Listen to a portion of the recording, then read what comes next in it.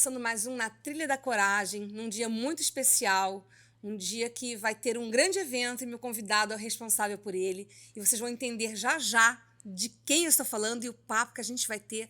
Vai trazer muita informação para quem gosta de comunicação, para quem gosta de se desenvolver, quem gosta de tecnologia, quem gosta de design, enfim, quem está antenado com o que acontece de bacana no mundo, né?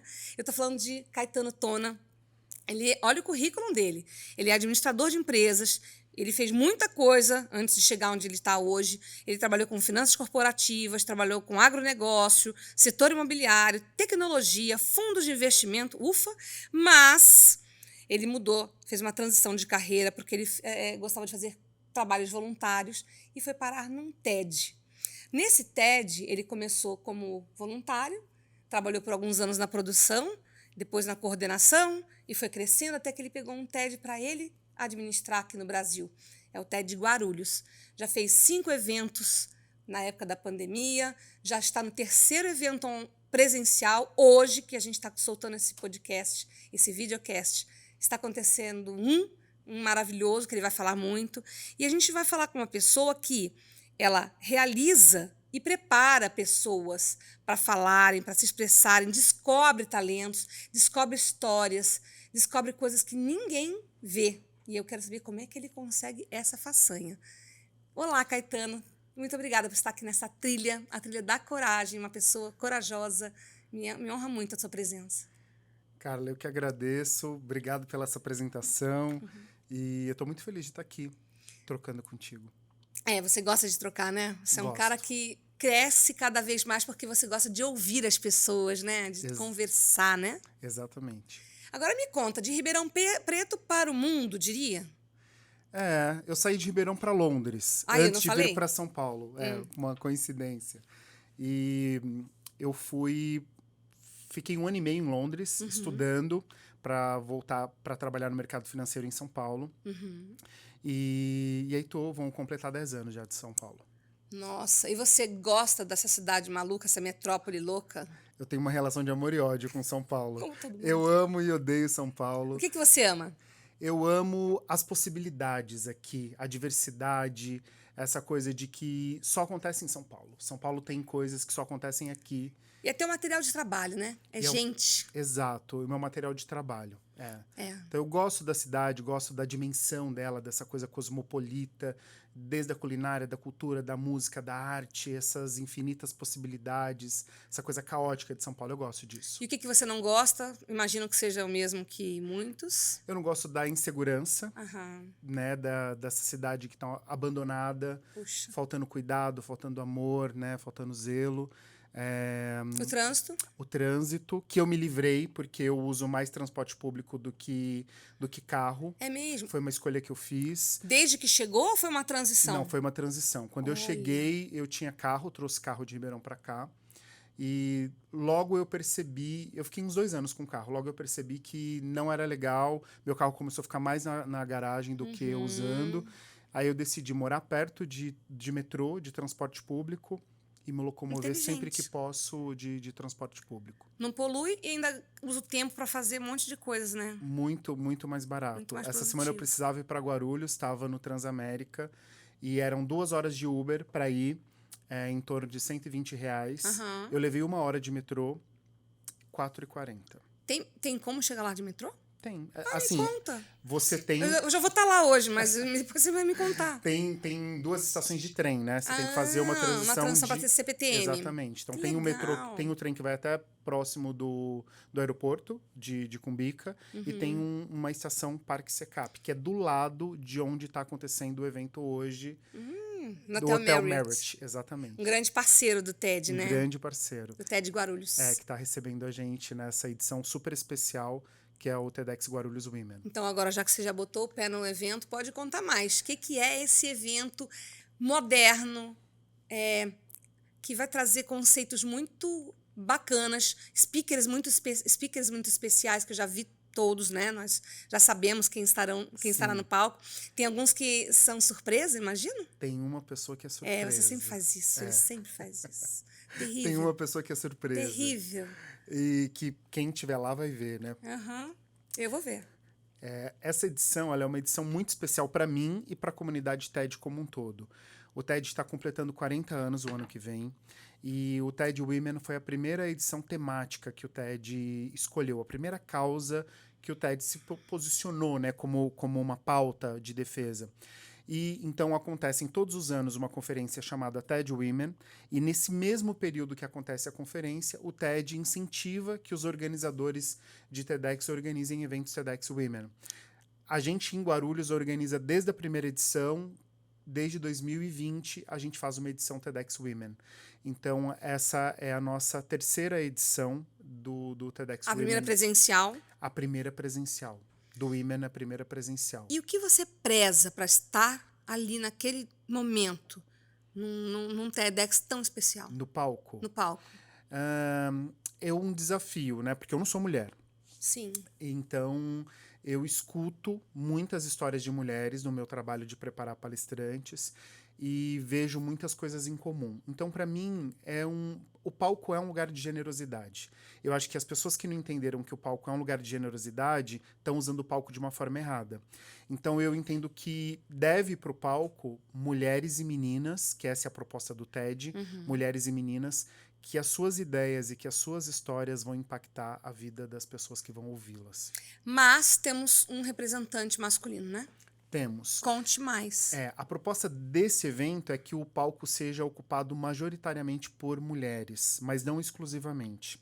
E a gente sabe que na pauta de equidade de gênero, a participação dos homens é fundamental para a construção da equidade de gênero. Então, desde a primeira edição, eu convido sempre um homem que tenha uma pauta He for She. O que é o He for She, né? Esse movimento que nasceu na ONU Mulheres, que são homens defendendo e apoiando o protagonismo feminino. E esse pode até falar, porque Sim. ele é maravilhoso. É o Matheus, né? Matheus, exatamente. É maravilhoso. Conta um pouquinho dele, dá esse spoiler. Sim, o Matheus, ele viveu, infelizmente, uma situação de violência doméstica em casa, com a mãe. E já adolescente, ele desejou contribuir que isso não acontecesse com outras mulheres, aquilo que ele presenciou em casa. E ele fez uso da tecnologia. Então, ele criou um aplicativo que ganhou o prêmio do Expo Favela do ano passado, nacional. E tem isso, como essa tecnologia que ele desenvolveu e que ele vai falar um pouquinho melhor no TEDx Women, é sobre como oferecer alternativas de proteção para as mulheres que estão vivendo situações de violência doméstica. Exato. Maravilhoso, né? Eu recomendo que quem não conhece o trabalho de todos os speakers, de todos os TED Guarulhos que o Caetano já fez, vá atrás, porque ele tem uma sutileza para encontrar talentos e vozes que eu admiro demais, de verdade, Obrigado, viu, Caetano? obrigado. Por isso que eu estou muito honrada de estar com você aqui. A gente uma vez já trocou um papo grande que eu fiquei encantada, porque você tem um dom que poucos hoje têm, que é ouvir. Obrigado. Como você desenvolveu isso? Eu acho que tendo a necessidade de ser ouvido e entender que quando a outra pessoa te escuta com carinho, né, acolhe, ela é transformadora isso. E então acho que esse é o primeiro passo. E depois perceber que a qualidade mais importante da comunicação é a escuta. Eu acho que tanto para o meu trabalho de curadoria, tanto para quem fala muito, quem está sempre no palco, quem está se comunicando muito, precisa ouvir. Eu acho que a escuta é o processo de sintonizar, tá na mesma estação do que as pessoas que estão te ouvindo. E olha que bacana isso, porque você bota pessoas para falar. Sim. São speakers. São. Mas você acaba de dizer que, apesar de um evento como o TEDx precisar de speakers, você precisa que você e todo mundo que está lá falando, antes disso você ponha um ato de ouvir, né? E acho que isso é uma coisa que pode salvar o mundo, né? Pode. Uma das primeiras coisas que eu falo quando eu convido uma pessoa para palestrar no TEDx é para ela parar de assistir vídeos do TED e do TEDx, porque o contrário normalmente é o que acontece. Eu convido uma pessoa e ela me pede para sugerir TEDs e TEDx para ela maratonar e se inspirar. Como artistas gostam de pegar referências, então você já fala o contrário. Eu falo o contrário. Ai, olha a dica, gente. Eu falo, se escute. Incrível. Revisita a tua história. Traz aquilo que está lá de dentro, né? Então, acho que esse processo de escuta do speaker começa consigo mesmo, né? Ele vai se ouvir, ele vai se entender, ele vai perceber. Tem uma frase do Chris Anderson, que é o presidente do TED, que está no livro até do TED Talks, que ele fala que uma pessoa, para subir no palco do TED, ela tem que ter 2 características. A primeira é que aquilo que ela tem para dizer tem que fazer diferença na vida do outro. Tem que ser um ato de generosidade. E a segunda característica é autenticidade, é respeitar o seu jeito, a sua forma de falar, de se expressar, o seu vocabulário, a sua forma. E o que a gente vê muito na comunicação é uma padronização de expressão corporal, de vocabulário, de tom, de pausa. A gente padroniza muito, né? De procedimento estético. Exato, exato, Todo mundo exato. pasteurizado. Todo mundo E não é à toa pasteurizado. que, se não me engano, eu vi essa semana, ou semana passada, que a palavra que foi considerada que foi mais buscada esse ano foi autenticidade. Olha que incrível. Não é? Acho que é isso que vai fazer a diferença. Você já sacou isso faz tempo. E ele também, né? E eu tento incentivar os speakers, as palestrantes, os palestrantes a serem eles mesmos, assim, para que eles também se apropriem daquele lugar, daquele palco. Aproveitando, quem é o Caetano Tona, ele mesmo? Meu Deus, muitos anos de análise em busca dessa resposta. Ah, Eu acho que a gente não é nada, Carla. Eu acho que a gente é uma mistura de coisas e eu acho que essa experiência da vida é uma pretensão de ser alguém que a gente nunca vai saber quem a gente é de verdade. Por quê? É meio um papo filosófico não, mas eu tô isso, né? adorando, eu gosto, eu sou psicanalista. É, porque eu acho que a gente é um todo e a gente passa a vida buscando essa individualidade, né? Mas eu sou um Caetano na minha casa, com a minha família, no trabalho eu sou outro Caetano. Eu já fui Caetano de várias empresas, já tive as empresas por onde eu passei como meu sobrenome, e hoje elas não são mais nada na minha vida. Então, para algumas pessoas, hoje eu posso ser o Caetano do TEDx, mas pode ser que amanhã eu já não seja mais o Caetano do TEDx. Então, eu acho que Mas não que as pessoas enxergam do Caetano, como você se enxerga no espelho?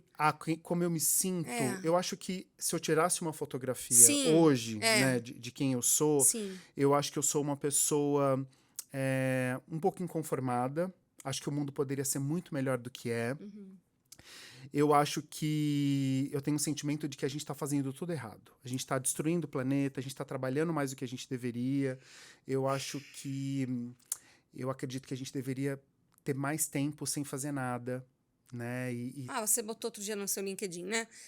Uma fala do Domênico de Masi, né? Exatamente. Então eu tenho refletido muito nisso, porque que a gente precisa se ocupar. Então, se eu pudesse traduzir, acho que é um inconformado.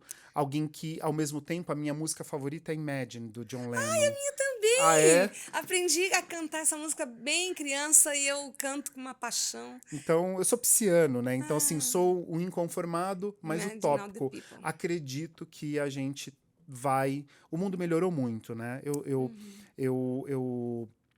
Eu tenho estudado um pouquinho sobre a construção de narrativas e a importância da comunicação para a evolução. Se a gente for olhar desde quando tudo começou e que a gente tem história, a gente está melhor, Sim. né? E acho que a gente tem um Já desafio tínhamos pessoas lançadas aos leões, né? aos leões, ao fogo, né? Se olhar Então, bem.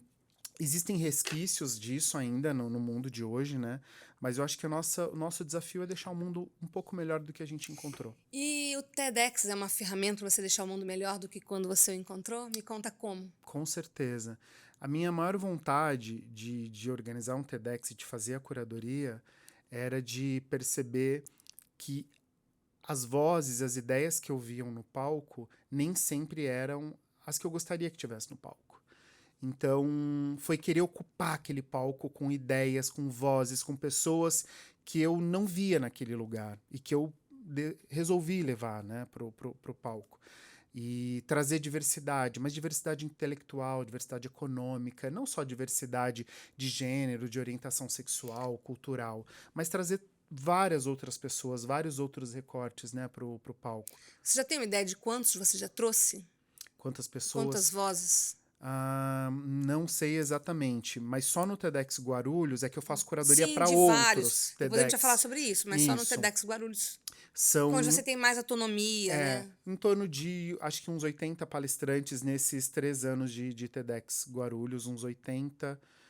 Foram 6 edições, em torno de 15 cada uns 80 e poucos palestrantes. Qual que deu mais trabalho? O primeiro, com certeza, porque era o meu primeiro evento como organizador, então toda a responsabilidade era minha.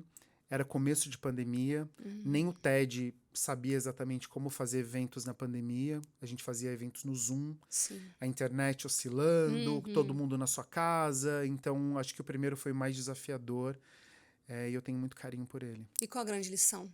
Desse, É. de que a produção técnica que a gente preza tanto, e que é importante, a qualidade do áudio, a qualidade do vídeo, ela é importante, mas naquela ocasião isso não era o melhor que a gente tinha. Pra ser útil, né? Para ser útil, exato. E as histórias, a capacidade de contar histórias que nós temos, ela é muito maior do que toda as questões técnicas, né? Então esse evento me ensinou o poder das histórias, o poder que a gente tem de se conectar por meio das histórias. Você lembra alguma parte da sua história que você tenha muito orgulho? Acho que eu tenho orgulho. Acho que eu tenho orgulho de muita coisa, de boa parte dessa história. Mas eu Da tenho. sua Da história. minha história, eu acho que dos momentos em que eu não desisti, assim, de que tinha tudo para desistir e continuar persistindo. Então, acho que o que eu tenho mais orgulho é do que eu tô fazendo hoje, de não estar desistindo hoje. Mas eu quero que você conte para todo mundo como foi sair corajosamente, como você trilhou isso, né?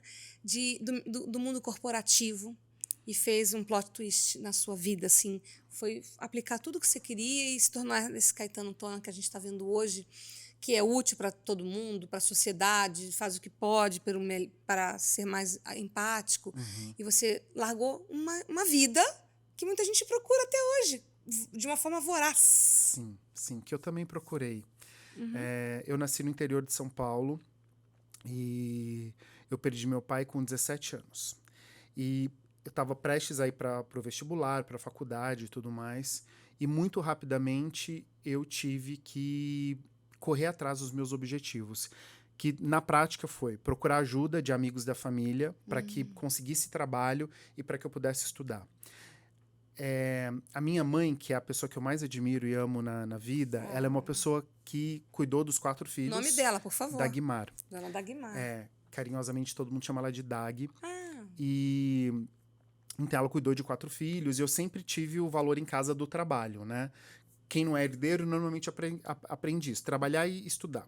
E foi o que eu aprendi. Então eu me dediquei muito, eu sempre estudei muito. Eu emendei uma faculdade na outra, um curso no outro. Eu estava no último ano de faculdade fazendo MBA já, então correndo muito atrás, porque eu queria que as coisas acontecessem. E quando eu voltei de Londres e fui trabalhar no mercado financeiro, eu estava no momento que teoricamente era o momento mais importante da minha vida. Mas depois de algum tempo, naquela rotina louca de trabalho, eu me vi infeliz como eu nunca tinha sentido infeliz. Ao ponto de questionar até se a vida fazia sentido, se a vida valia a pena. Profundo, né? Foi uma coisa profunda, não foi uma coisa que só falada. Não, e demorou. Eu procurei ajuda na terapia, fui pro psiquiatra, medicação, terapia. Mas mesmo assim, aquele estado, assim, aquela observação, ela se mantinha. E eu tive o que a gente hoje chama de burnout, mas que na época não tive esse diagnóstico na época, né? É recente. É mais recente, exatamente.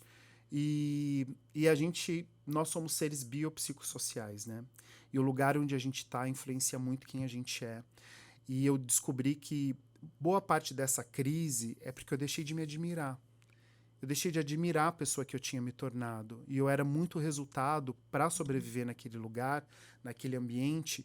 Eu tinha me tornado uma pessoa que eu não me admirava mais. Eu não tinha orgulho do que eu estava fazendo, do que eu estava trabalhando. Você construiu, batalhou. Quando você chegou lá no topo da montanha, você falou... Não é isso que eu quero. Não gostei disso. Não gostei, E aí, descer e fazer o caminho de volta. Foi um caminho. Desceu a montanha de novo. Desci a montanha. Decidi que eu ia largar tudo e não tinha certeza exatamente por que eu ia fazer. Eu só tinha certeza do que eu não queria mais. Mas eu não sabia exatamente o que eu queria.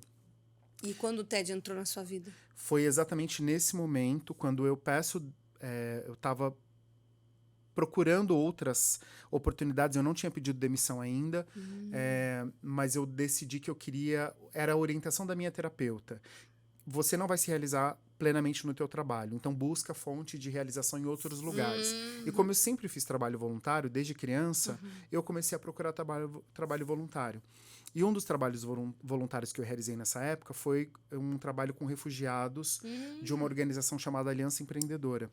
E lá eu conheci uma voluntária do TEDx São Paulo que me convidou para ir num evento. Eu fui como plateia, me apaixonei e falei, quero ser voluntário.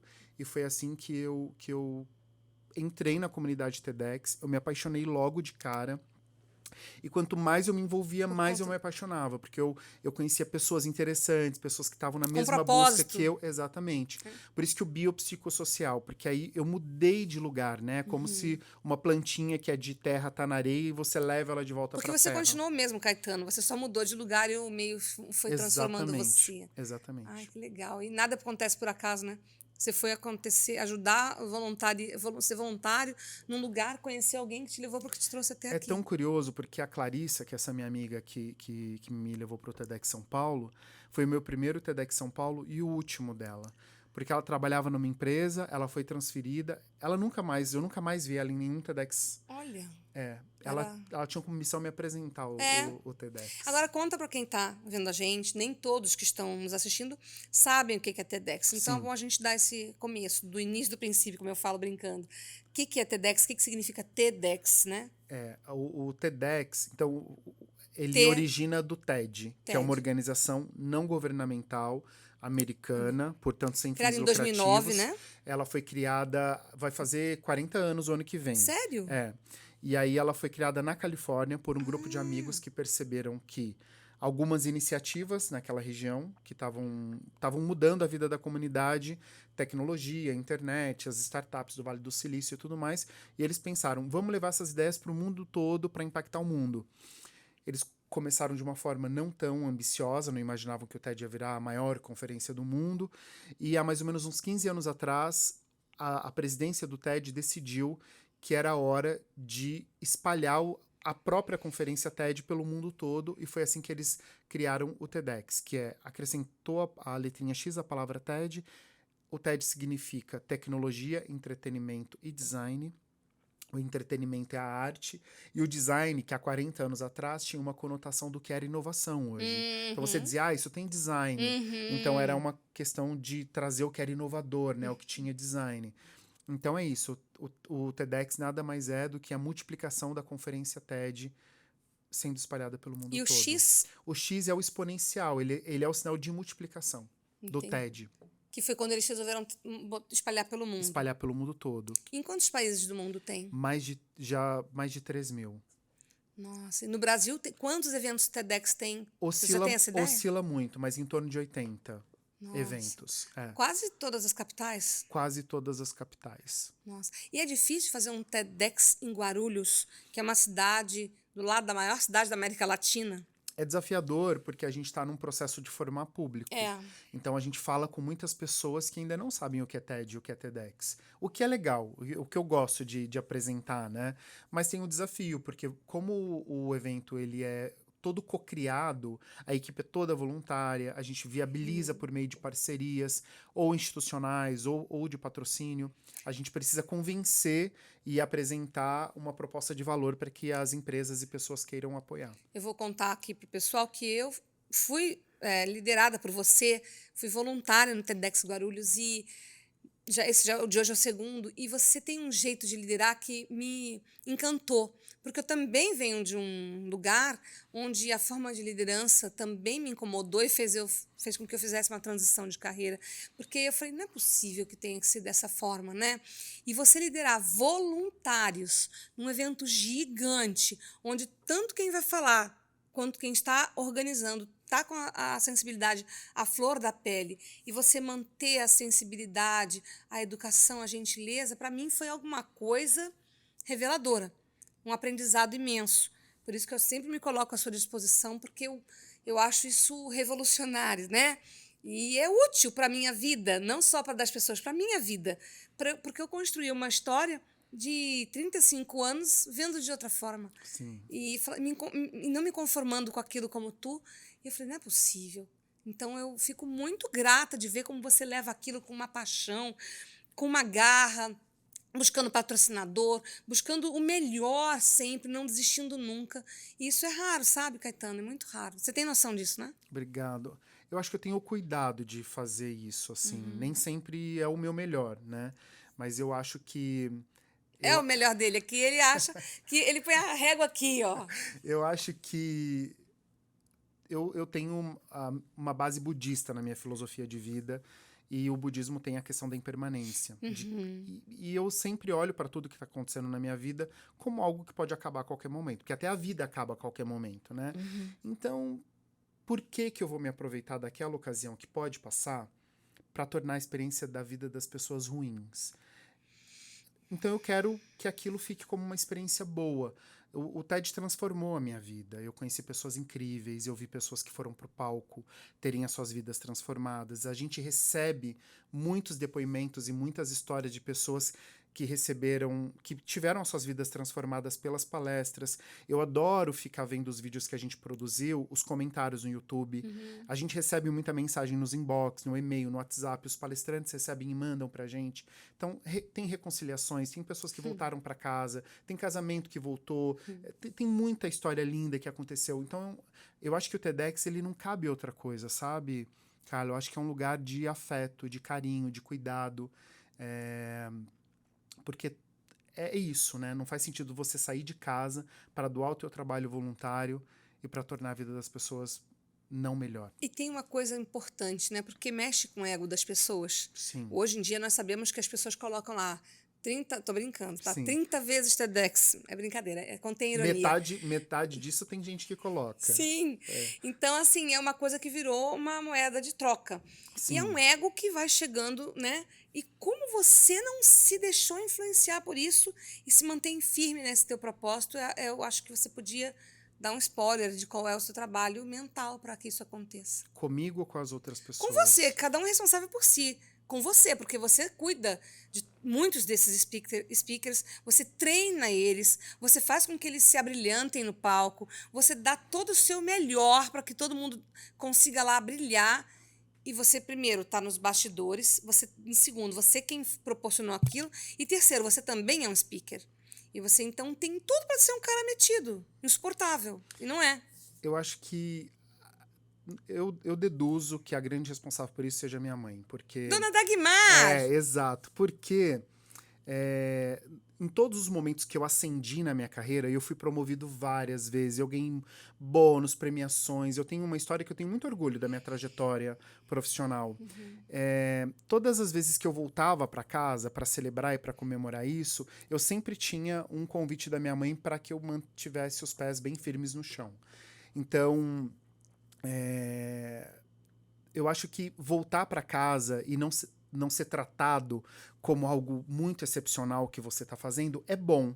No começo, eu achava ruim. Eu falava, gente, todo mundo me aplaude, celebra. E quando eu Qual o vou seu apelido? em casa, Neto, porque eu tenho o nome do meu avô. Ah, então você chega em casa e só o neto. Eu sou o neto, exatamente.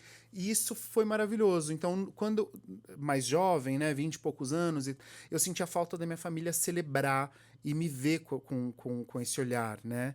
Mas hoje é maravilhoso, porque quando eu volto para casa, nada disso afeta. Então, independente do que eu tô fazendo, se tá dando muito certo ou se também tá dando muito errado, porque a gente também erra, o olhar é o mesmo, o amor é o mesmo, o afeto é o mesmo. E aí essa coisa do passageiro, do transitório, né? Você sai numa capa de revista, daqui a pouco essa capa já não existe mais, já tem várias outras no lugar dela, né? Então, e tem uma coisa também que me centra muito, é que eu sei quem são as pessoas que eu posso ligar no momento em que eu preciso. Eu sei qual é o nome do contato que eu coloco de emergência quando eu vou preencher lá a passagem aérea. Você aprendeu isso muito cedo, né? Eu aprendi isso muito cedo. Então, não são todas essas pessoas, não é isso que realmente diz quem eu sou, né? É muito mais simples a vida. Você falou do budismo e eu vou falar uma coisa para quem não segue o Caetano nas redes. Todo dia ele põe uma mensagem de manhã. Eu adoro ver qual é a sua mensagem. Às vezes eu tô acordando, ainda tô enxergando assim, deixa eu ver o que ele postou hoje, porque eu vou dormir fazendo meditação e eu acho que eu também coloco algumas questões para durante a noite acontecerem, né? E de manhã ver uma resposta. Às vezes a resposta vem na sua mensagem. Que lindo isso. E eu acho lindo. Conta um pouquinho como surgiu essa ideia, há quanto tempo você põe essas mensagens, que livro é esse E conte mais. É muito curioso, porque tem uns 4 anos já que eu posto isso. é, E hoje, muitas pessoas me dão esse feedback de que é transformador, assim, essa mensagem. Se eu não ponho, se eu demoro pra postar, as pessoas me Não, mandam desde que eu te conheço, você mensagem. põe, senão eu também Sim, te eu colo... cobraria. cadê a mensagem e tal? Aham. E essa semana mesmo eu tava num evento, no Case da B Uhum. Startup, e um menino que tava lá me disse, eu te conheço, e as mensagens que você posta todo dia de manhã é maravilhoso e tal. Então é isso. É um livrinho que chama Abrindo Portas Interiores. Olha. Muitas pessoas me perguntam também. Ele é um livrinho bem antigo, pequenininho, assim, que tem uma mensagem diária. E desde a primeira vez que eu li, eu senti que aquilo tinha uma linguagem diferente. Uhum. Ele aborda qualquer tipo de espiritualidade. Então você não Verdade. precisa ser cristão, budista, evangélico, o que você for, Sim. aquilo lá vai se enquadrar. Então eu gostei por conta dessa abordagem. E como me fez muito bem, eu falei, eu quero compartilhar isso com as outras pessoas. E comecei a postar foto e nunca mais parei. Eu Arrasou. viajo, ele vai na minha mala, ele vai para todos os lugares junto comigo, eu não deixo de postar. E qual a mensagem que mais te marcou, você lembra? Desse livro, Sim. durante a pandemia, teve um dia que, como você, eu pedi uma resposta quando eu fui dormir.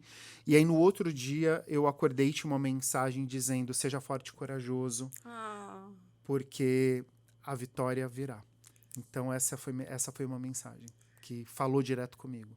que lindo, né? Eu faço geralmente no final, mas vou fazer agora só para aproveitar o gancho. Tá bom. Eu trouxe isso daqui, que é só para trazer também uma mensagem bacana. E geralmente bate. E tirei para ver o que vai vir para o Caetano. Tchan, tchan, tchan. Vamos ver. Peraí. Nossa, chocada. Que é rendição. Há momentos na vida que não adianta insistir em situações que não progridem. O universo assume o controle e realiza as mudanças necessárias. Não lute, confie. É isso. É isso. Esse é um pouco do Caetano, né? Você sempre luta, não luta, você se entrega e confia, como você falou para mim já desde os seus 17 anos, né? Acho que quando vê essa noção de uma certa consciência na sua vida, né? Do que era a vida, né? Antes talvez você jogasse bola, não sei se você gostava, o que você fazia, mas talvez você não tivesse essa consciência. Eu acho que eu tenho aprendido cada vez mais esse exercício, assim, de confiar de que existem várias coisas acontecendo e que a gente não está no controle de tudo. A gente não De nada, controla. né? A gente não está no controle de nada, exatamente. A Então, gente só pode controlar o que a gente escolhe naquele momento, né? é, Mas o que vai advir não dá para controlar. não dá. Se você pudesse hoje escolher, já que estamos falando de escolha, escolher uma pessoa para estar num banco de uma praça por 15 minutos para um papo com você, alguém que não está mais aqui, quem você escolheria Ai, e o que você falaria? não sei, alguém que não está mais aqui. É. Que aqui você liga, você passa um WhatsApp, você vai procurar. Alguém que você pudesse ter a oportunidade de conversar por 15 minutos no banco de uma praça, na paz, com os pássaros. Eu gosto muito de Madre Teresa de Calcutá, acho a história dela linda. Eu já vi filme, né, ela faleceu, eu era criança, enfim. E me admira muito a capacidade de pessoas como ela que abriram mão de si mesmas, assim, né, para poder viver para uma missão, para uma vocação, né, para algo. Como Mahatma Como Gandhi, Mahatma Mandulce. Gandhi. Uma figura que eu admiro muito também, Mandela. Acho a Mandela, história dele incrível. eu vou fazer tem alguma efeméride do Mandela esses dias também. A história Eu sou dele é muito fã. incrível, assim, Incrível. Eu sou o capitão da minha alma, eu sou o senhor do meu destino. E como ele conseguiu em vida dar uma direção para a própria vida, né, para a própria história. Ele foi preso, ele foi condenado e É um exemplo de coragem, é um né? exemplo de coragem. Porque ele não sucumbiu em Não momento sucumbiu. nenhum. É maravilhoso Boa, hein? isso. Eu vou estar nesse banquinho com Mandela, eu vou ser Mandela A lá. gente divide um café e a gente bate um papo. Vai ser bom. E agora me fala, Caetano, o que você espera do evento que está acontecendo hoje? Eu sei que as pessoas vão ver de forma aleatória, vão assistir esse nosso papo de forma aleatória, mas o que você espera? Você ainda não entrou lá. O que você espera que aconteça? O que você pensa quando acorda no dia de um grande evento como o de hoje? A primeira coisa que eu desejo é que dê tudo certo, né? Que as coisas funcionem, mas que seja uma experiência que gere registros positivos, assim, que as pessoas levem para casa. Eu nem espero que dê tudo certo. Eu acho que não existe algo que não gera aprendizado e que não poderia ser melhor, né? Mas eu acho que um evento precisa acolher bem as pessoas, precisa receber bem elas e acho que o desafio hoje é desenvolver a escuta, é promover um ambiente onde quem está sentado escute e acolha quem está no palco falando, porque essa é a troca necessária de um TEDx, é promover um ambiente onde a pessoa se sinta confortável para ouvir, né? O TED e o TEDx tem essa coisa do ambiente mais escuro, o foco no palco já para desviar a atenção do celular, a gente orienta para as pessoas não filmarem, não gravarem, então tem vários inputs ali direcionando a atenção para o palco, né? Mas eu acho que esse é o grande desafio. As mulheres e o menino, né, que vai estar no palco, têm histórias incríveis. A gente escolheu essas histórias com muito carinho, com muito cuidado. E o que eu quero é isso, é que criar uma conexão onde as pessoas possam levar um pouquinho dessas pessoas que estão se doando, que estão se dedicando, horas de preparação, escrevendo, reescrevendo as suas palestras. Eu espero que elas possam se conectar. Lindo isso, porque essa é, é o grande propósito mesmo do evento, e dá para perceber que você consegue, porque o mundo está acabando e você está só pelo propósito. É muito legal de ver. E você passa isso para a tua equipe, para todos os abaixo, porque nós somos espelhos dos nossos líderes, né? Sim. Então você passa isso para todo mundo. E aí eu tenho uma pergunta. Diante de uma adversidade, o que você faz numa situação dessa? Porque quando está tudo perfeito, eu entendo que é mais fácil a gente conseguir manter o nosso plano. Uhum. E quando já aconteceu com você, né, imagino, Sim. quando há algo que te tire um pouco do que você imaginava, qual a sua primeira atitude? Eu acho que existem várias situações que exigem respostas diferentes. Mas o que eu aprendo muito, e eu ouvi isso agora, eu fui fazer um TEDx em Itajubá, e era o primeiro TEDx, era um TEDx universitário, TEDx Unifei, e era equipe jovens, primeiro evento deles, então várias coisas acontecendo, a gente teve que regravar uma palestra que não deu certo, e eles me disseram várias vezes assim, ainda bem que você está aqui e você é calmo, nada te tira a tranquilidade, assim, então a gente acredita que vai dar certo porque você está calmo. E eu acho que esse é o meu papel, e eu não finjo ser, é porque eu acredito que para tudo dá-se um jeito. Se não dá-se um jeito, é porque aquilo lá é o resultado final e a gente tem que aceitar. Então eu penso que, num evento, TEDx, por exemplo, o mais importante é o que está acontecendo no palco. O speaker, a pessoa se preparou por meses para estar naquele lugar. Então tem que o microfone funcionar, mas o microfone falha. Então começa de novo. A luz pode apagar, a energia pode cair, começa de novo. Se não voltar, a gente vai gravar num outro dia, a gente vai ter que dar um jeito de fazer aquilo acontecer. Então eu sempre penso que assumir que a gente não está no controle das coisas, né? E eu percebo que muitos problemas, eles não existem. A gente é que cria eles, porque a gente quer que determinada coisa aconteça exatamente daquele jeito. Então eu preciso disso, acabou aquilo, não tem mais. Então não tem. E tá tudo bem, vamos sem. Então, e o palco do TEDx, nesses anos todos, muitas pessoas, né, que fazem novela, programa de TV, e que estão acostumados com a exposição, falam que o palco tem um peso muito grande. Eu não posso transmitir nervosismo ou preocupação para o palestrante. A conexão que eu crio com eles é muito grande, eu tenho consciência disso. Não tem nenhuma outra pessoa naquele dia Que ele vai que precisar tanto quanto você. sou eu. Então, tanto que eu percebo que, às vezes, as pessoas ficam dando... A gente vai para o ensaio técnico no dia anterior.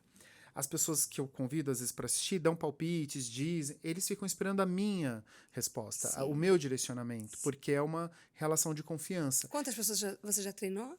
Mais de 300 pessoas no total. Então... É uma relação de muita confiança e eu preciso honrar essa confiança, né? De transmitir essa tranquilidade. E evento, você sabe disso, tem muitas intercorrências, tem muita coisa que não funciona como planejado. E aí a gente tem que ir a partir disso. Ainda mais quando você está transmitindo online, por exemplo, tem live, tem muita coisa em jogo. Eu acho que então não entrar em desespero seria uma dica. Não entre em desespero. Pensa com calma, reflete. Eu tenho aprendido muito a não sofrer a pressão do outro. Às vezes o outro quer que se resolva naquela hora de alguma forma e eu não tenho resposta, eu não vou responder naquela... E eu espero eu ter a resposta, né? Eu não vou responder naquele momento. Eu espero e fico calmo. Às vezes a resposta precisa ser firme. Eu preciso dizer, não vou fazer, ou não concordo com você, ou não vou ceder o que você está me pedindo. Então não é por esse caminho que a gente vai. A decisão é minha, não é sua, e eu estou decidindo não fazer isso. Porque senão você não seria um líder, né? Exatamente. Liderança exige consciência do que você está fazendo. Então, em alguns momentos, eu tiro a responsabilidade da pessoa para dizer, eu assumo, é isso que a gente vai fazer.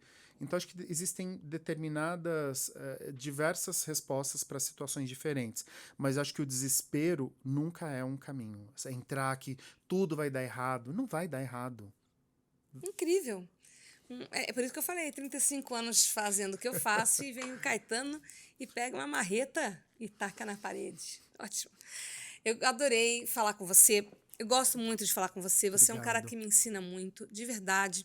E eu gostaria que você contasse para quem está vendo a gente o que você tem para dizer para as pessoas que estão ainda aceleradas, infelizes nos seus trabalhos, querendo controlar tudo, não estão ouvindo, não se abrem para um evento moderno e novo como esse, não apoiam, mesmo não sabendo do que está acontecendo, não apoiam, por exemplo, quando podem, um evento como esse, não julgam, ao invés de primeiramente ouvir, que é o hábito, para que as pessoas entendam um pouco mais de quem é o Caetano e de tudo que ele oferece para quem tem contato com ele.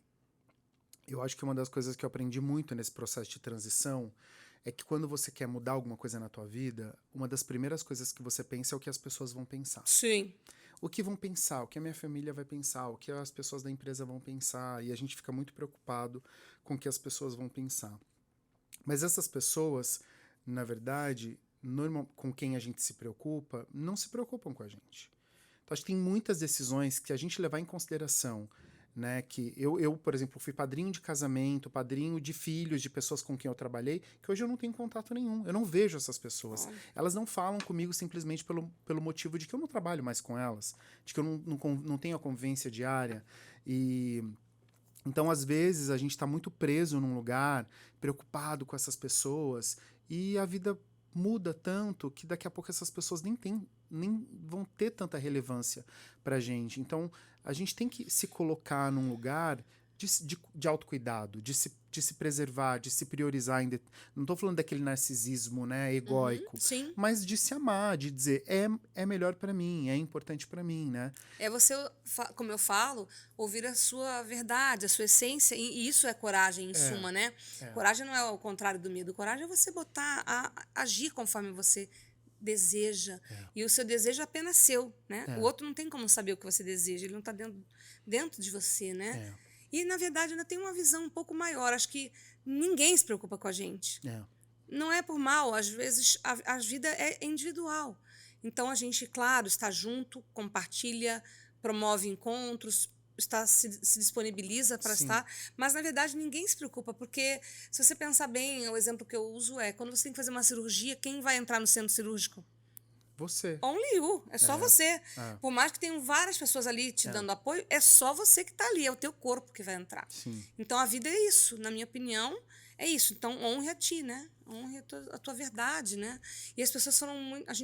A rede social implementou muito essa coisa de você querer parecer e querer que o outro te valide bastante, né? E você está indo na contramão disso daí. Tá sendo bom? Tá sendo bom. Eu acho que tem um aprendizado que é aprender a falar não. Eu aprendi a falar não com muita tranquilidade, assim. Então, por exemplo, eu não faço reuniões na segunda-feira, eu não faço reunião antes das 10 horas da manhã. Eu fui criando mecanismos para me proteger e para criar um sistema que me protegesse e que me beneficiasse também. Porque hoje a gente vive muito pela demanda do outro, principalmente se você está numa empresa. Se você está numa empresa, você não tem hora, você fica sem comer, você fica sem tomar água, tudo é para ontem. Então, Sim. hoje eu falo, mas é urgente mesmo, precisa ser para hoje, porque só agora que a gente descobriu isso. Então, eu acho que tem uma coisa que é aprender a falar não, aprender a olhar. A gente tá todo mundo ansioso, né? Todo mundo paranoico com uma série de coisas. E às vezes a gente tá numa loucura atendendo só as demandas do outro, a ansiedade do outro, né? Então, se a gente não parar, respirar, se centrar e falar, não, isso não é bom para mim, eu preciso mudar isso, né? Tem uma coisa que aconteceu durante a minha trajetória profissional. Eu vi muita gente que ocupava papéis, ainda mais quando você trabalha em multinacional, né? Que eu já trabalhei. Então a pessoa sai na capa da revista, assumiu a presidência daquela empresa, dali 3 meses ela não bateu a meta, ela é descartada, sai pela porta do fundo e ninguém nem olha mais para ela, é proibido citar o nome dela e todas essas coisas. E eu vi muita gente adoecer. Eu tive um amigo que ele era um especialista tributário em Ribeirão Preto e ele teve um AVC e perdeu a memória. E ele perdeu todo o capital intelectual dele.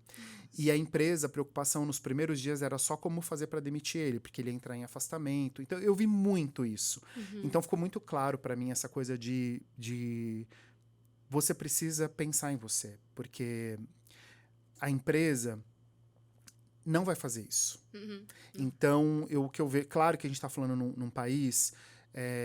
com muita gente desempregada, que é um lugar de privilégio, muitas vezes, fazer as escolhas que eu fiz. Claro que é. Mas eu acho que... Eu sempre dizia para minha mãe assim, falava, eu vou fazer qualquer trabalho para ter paz. Então, às vezes, eu nunca ganhei o dinheiro, nunca mais ganhei o dinheiro que eu ganhava no mercado financeiro. Nunca mais. Mas eu também nunca mais fui infeliz como eu fui lá. E o que é coragem para você? Coragem é seguir em frente. Eu tenho aprendido muito, eu não sei se você conhece, a história de Sísifo. Não. O mito de Sísifo. Não conte. Que foi um livrinho de mitologia e de filosofia que o meu terapeuta me indicou, que é a história de uma pessoa que recebe como castigo da vida empurrar uma pedra para o alto de uma montanha. Quando a missão dessa pessoa é levar uma pedra muito pesada para o alto de uma montanha. Quando chega lá, a pedra rola. E ele passa a vida toda levando a pedra. E é um paralelo de como é a nossa vida. De que nem sempre o exercício de viver vai ser prazeroso. Mas a gente tem que encontrar a felicidade nesse exercício de empurrar a pedra. Então, por quem disse que Sísifo era infeliz? Eu é que estou deduzindo. Sim. Eu posso imaginar ele feliz. Sim. Então, por que achar que, por mais que tenha dificuldade e desafio, a vida não é prazerosa? Não tem encanto por detrás de todos esses desafios que a gente vive. Ela é passageira, ela passa rápido. Então, acho que para mim, coragem é não desistir. Por hoje, sabe? Não desistir, é seguir em frente. E aí, ultimamente, eu tenho falado isso. E imaginar Sísifo feliz. Com essa, nós terminamos esse papo maravilhoso, esse encontro, essa trilha maravilhosa, Obrigado. com um cara corajoso que eu admiro demais. Estou muito, muito, muito, muito feliz, muito honrada Obrigado, com esse papo, com esse encontro.